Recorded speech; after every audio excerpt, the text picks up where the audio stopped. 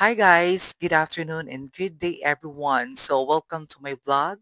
This is Kate Takal Prado and sa mga hindi pa nakasubscribe sa YouTube channel ko, please subscribe Kate PH channel and then Kith World channel and then sa lahat pong hindi nakasubscribe or nakafollow sa Facebook account ko, Kate Takal Prado. So guys, we're talking about Atisa Manalo sa sending off niya noong October 23 based of my observation to her and then sa nakikita ko sa kanya, yung mga galaw niya. Actually, Atisa Manalo is Atisa Manalo. She's very beautiful and siya talagang tinaguri ang muñeca or manika sa Pilipinas, sa Philippines. So guys, nung hindi pa siya sumali ng Miss Universe Philippines 2025 or 2024, nire-request ng taong bayan na sana sumali si Atisa Manalo. Nung ngayon nang sumali na si Atisa Manalo, ang daming mga bashing. Ang daming kapwa Pilipino din ang nagbaba sa kanya. So actually, ang masasabi ko sa kanyang sending off, sa kanyang figure, sa kanyang look, sa kanyang aura, sa kanyang style is her style. Nung nakita ko siya, it's okay. She's very beautiful. Sadyang ang mga tao talaga basher talaga sila at wala talaga silang magawa sa buhay. Um, the outfit, the OOTD, it's okay. Bagay sa kanya yung pink color. It's okay kung nilagyan siya ng dragon dito. Kasi siguro, tingin ko kung bakit siya nilagyan ng dragon ni Atisa Manalo or yung designer niya. Kasi yun ang nakaano sa Thailand eh. May dragon. Parang hindi ko lang masabi. Yun ang nakikita ko sa kanya. Style niya yon. And then, kung sabihin natin sa pagmumukha niya, very beautiful. She's very beautiful. Yung styling niya, it's okay. Sadyang, ang dami lang talagang basher ni Atisa. And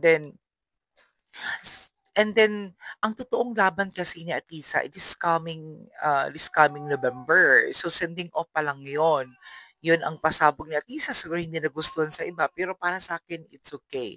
This is my own idea and my own perception or perception na I think Atisa that night and then yung sending off niya, it's okay. She's very beautiful. And then, napaka-humble niya. And then, believe ako kay Atisa kasi kahit ang dami niyang naririnig na bashing, siguro nagbabasa din siguro sa Atisa, hindi siya naaapektuhan. Kasi lahat ng mga basher naman talaga ni Atisa is lahat yun is walang ambag. So, reklamo ng reklamo, pero in the end, wala silang naitulong kay Atisa. So, hindi kaya ang gagawin natin is to support her para manalo si Atisa. Hindi yung pagbabash ang ginagawa natin, ginagawa nyo. So, paano manalo yung kandidata natin? Siya, of course, maapektuhan. So, ngayon ang mga iba-ibang bansa, tingin nila hindi tayo nagkakaisa ang Pilipinas kasi kapwa Pilipino, binabash yung candidates natin. And do you think, guys, na hindi maapektuhan si Atisa yung pagbabash natin? Maapektuhan talaga siya. Hindi talaga okay yung magbabash ka na wala ka naman talagang ambag. So ngayon, ang mga hot picks predictions at isa nilagay sa top 5.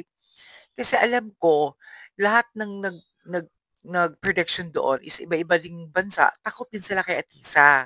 Kasi pag ipinapasok nila sa Atisa doon ng top 5, malamang pustahan tayo lahat ng nagbabash sa Atisa. Pag nanalo yun sa Atisa, proud Filipino yan.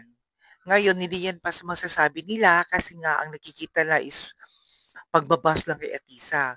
Pero sa tingin ko kay Atisa naman din, hindi sa pagbabas din, kulang siguro siya ng impact, command sa mga tao kaya binabas siya. Gusto kasi nila is magiging Catriona Gray ang dating ni Atisa. Magkaiba sila. Different sila eh.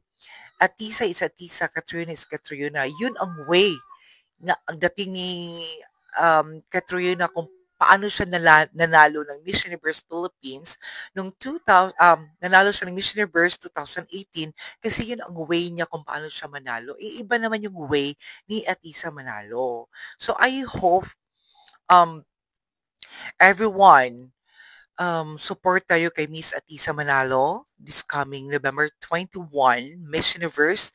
Uh, tatanghalin sa Thailand. na bansa na yung bansang Thailand naman is parang lucky charm natin yon na bansa kasi marami tayong mga beauty queen and then male pageant na nanalo talaga doon 'pag Thailand ginaganap yung pageant. So, I hope, Atisa, manalo ka and then gawin mo lang yung assignment na binigay sa'yo and then forget the basher, don't forget them. 'Wag mo silang pansinin, don't mind them kasi basher is always basher 'yan, wala yang magawa sa buhay. So, please, share and comment sa video ko and then thank you for watching guys sa vlog ko today. Thank you so much.